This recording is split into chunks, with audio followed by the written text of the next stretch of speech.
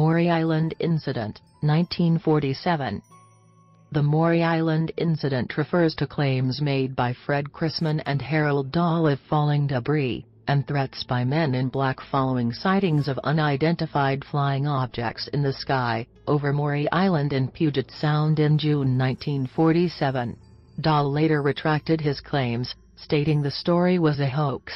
Chrisman and Dahl said they were harbor patrolmen on a workboat who saw 6 donut-shaped objects in the sky near Maury Island. According to Chrisman and Dahl, one of the objects dropped a substance that resembled lava or white metal onto their boat, breaking a worker's arm and killing a dog.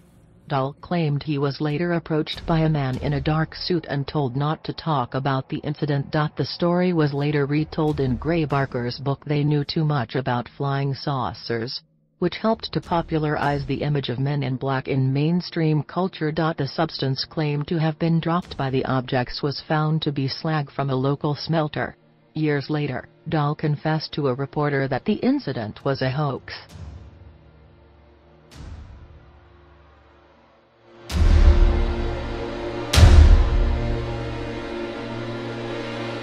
Aurora, Texas crash, 1897. During the 1896 to 1897 time frame, numerous sightings of a cigar-shaped mystery airship were reported across the United States. One of these accounts appeared in the April 19, 1897, edition of the Dallas Morning News.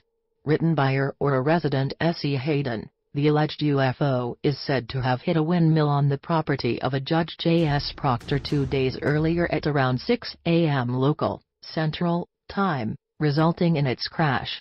The pilot did not survive the crash, and was buried with Christian rites at the nearby Aurora cemetery. Reportedly, wreckage from the crash site was dumped into a nearby well located under the damaged windmill, while some ended up with the alien in the grave. Adding to the mystery was the story of Mr. Brawley Oates, who purchased Judge Proctor's property around 1945. Oates cleaned out the debris from the well in order to use it as a water source, but later developed an extremely severe case of arthritis, which he claimed to be the result of contaminated water from the wreckage dumped into the well. As a result, Oates sealed up the well with a concrete slab and placed an outbuilding atop the slab.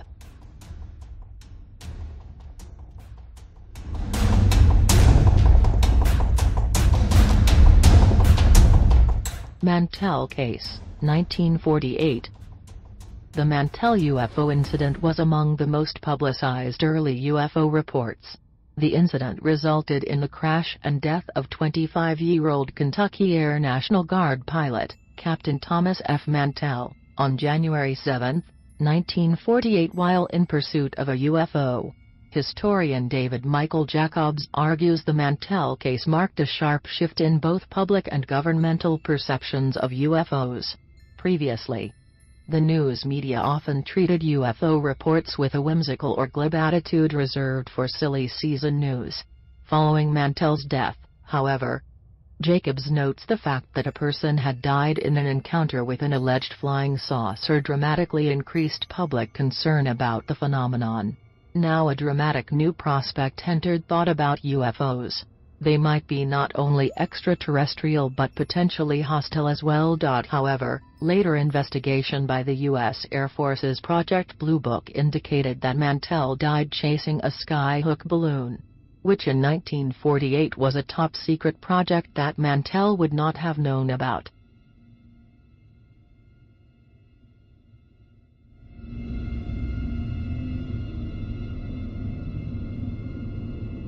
Incident at Exeter, 1965.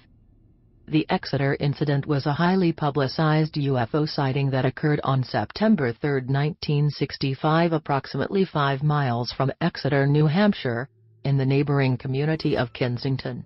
Although several separate sightings had been made by numerous witnesses in the weeks leading up to September 3, the specific incident, eventually to become by far the most famous, involved a local teenager and 2 police officers.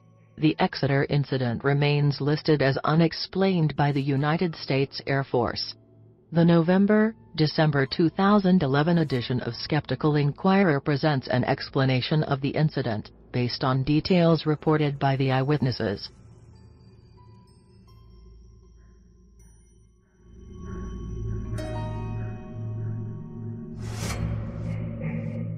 Pascagoula, Mississippi Case, 1973.